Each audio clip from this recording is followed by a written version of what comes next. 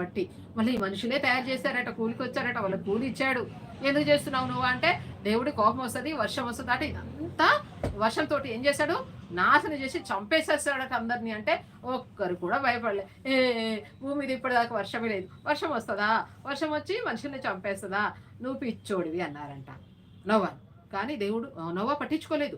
అమ్మో దేవుడు నాకు చెప్పాడు కాబట్టి నేను చేస్తా అని నోవా ఏం చేశాడట, అన్ని జంతువుల్ని అన్నిటి ప్రపంచంలో, ఒక దేశంలో ఒక ఊర్లో కాదు, ప్రపంచంలో ఎన్ని రకాల పౌరాలు, ఎన్ని రకాల పక్షులు, ఎన్ని రకాల జలచరాలు, ఎన్ని రకాల జంతువులు ఉన్నాయో వాటన్నిటిని ఏం చేశాడు, రెండు రెండు జతలు జతలు జతలు జతలు చక్కగా దాని లోపలికి ఏ అరలా అట్టు పెట్టేసేసండట. వీళ్ళు 8 మంది ఆ ఓడలో ఉన్నారు. అప్పుడు దేవుడు ఏం చేశాడు, మూసేశాడు, ఓడ తలుపు మూసేశాడు. ఇంకెవరు బయటికి పోవట్లేదు అన్నమాట. ఇంకా అప్పుడు ఏమైంది, వర్షం స్టార్ట్ అయింది అనమాట. వర్షం స్టార్ట్ అయ్యి దేవుడే తలుపు మూసేశాడు. ఇంకా మెల్లమెల్ల మెల్లమెల్ల మెల్లమెల్ల మెల్లగా వర్షం పెద్దగా వచ్చేసి తలలు మునిగిపోతున్నాయట. అప్పుడు అంటున్నారట ఏమని, అయ్యో అయ్యో అయ్యో అయ్యో అయ్యో అయ్యో మేము మునిగిపోతా ఉన్నాము, అయ్యో వర్షం వచ్చేది మేము మునిగిపోతున్నాం, నోవా నోవా తలుపు తీయవా తలుపు తీయవా తలుపు తీయవా అంటున్నారట. నోవా ఏమన్నాడు, ఏమి చెయ్యలేడు, ఎందుకంటే దేవుడే తలుపు మూసేశాడు, నోవా తలుపు తీయడానికి లేదు. అప్పుడు మొత్తం మునిగిపోయి ప్రపంచం అంతా నశించిపోయి అందరు చనిపోయినారట. ఆఖరికి నోవా ఒక్కడే, ఆయన 3 కుమారులు 3 కోడళ్ళు, వీళ్ళిద్దరు 8 మంది. ఈ ప్రపంచంలో ఉన్న ప్రతి జంతువు జతలు జతలుగా అన్నిటినీ అందులో దేవుడు భద్రపరిచినాడంట కదా.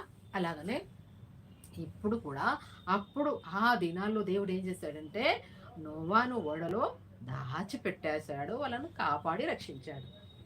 మరి మానవుడు దేవుని గురించి తెలుసుకోవాలంటే తెలుసుకోవట్లేరు.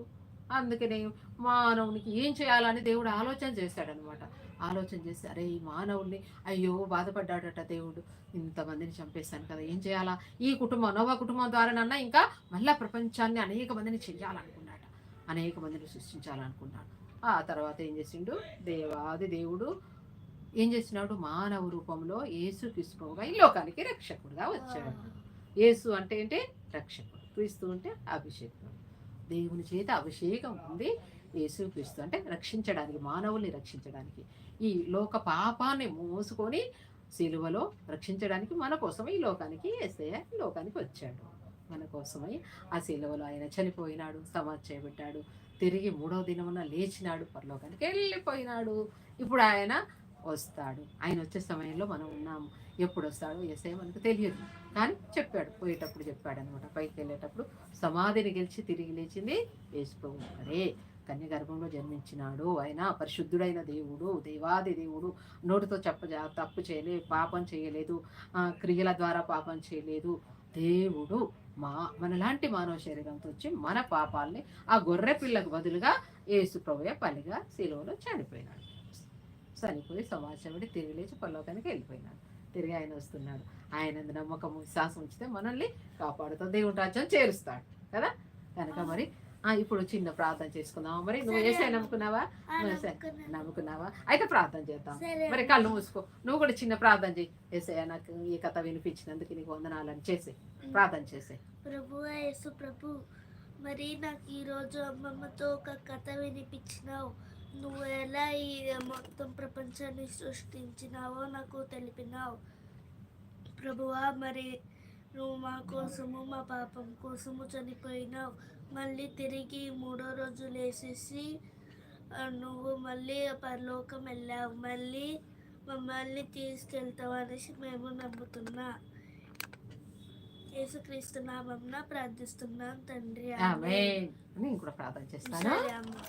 ప్రేమ గల జీవన పరిశుద్ధ పరలోక తండ్రి, నీ పాద స్తోత్రం వందనం చెల్లిస్తున్నాము. గొప్ప దేవుడా, పూజనడా, స్తోత్రాలు, మహిమ ఘనత ప్రభావాలు మీకు ఆరోపించుకుంటున్నాము నైనా తండ్రి. ఈ సమయంలో మరి రిచర్డ్ జాషువా నేను కూడా ఈ విధంగా కొన్ని దేవుని మాటలు మాట్లాడుకున్నాయి. సర్వ సృష్టి గురించి, యేసయ్య లోకానికి రావడం గురించి మాకు తెలియజేస్తారయ్యా. మీకు వందనాలు ప్రభా. తండ్రి కరుణించి మమ్మల్ని రక్షించినందుకే వందనాలు. నీ శిలువ రక్తం ద్వారా మమ్మల్ని విమోచించినందుకే వందనాలు. ఇంకా నీ బిడ్డలు ఎవరైతే ఈ వాక్యం వింటున్నారో వారిలో కూడా గొప్ప రక్షణ కార్యం జరిగించండి. పరలోక రాజ్యం ఉన్నదని, దేవుడు ఉన్నాడని, దేవుని రాజ్యం చేరాలని, దేవుని రాజ్యాన్ని చేరడానికి యేసుక్రీస్తు ప్రభు మాత్రమే మార్గం, సత్యం, జీవం అని ఎరుగునట్లు వారి యొక్క మనోనేత్రాలు తెరవచేయండి. దేవుని నమ్మిన బిడ్డలైతే వారిని కరుణించి కాపాడి భద్రపరచండి. ఎవరైతే రోగాలతో బాధలతో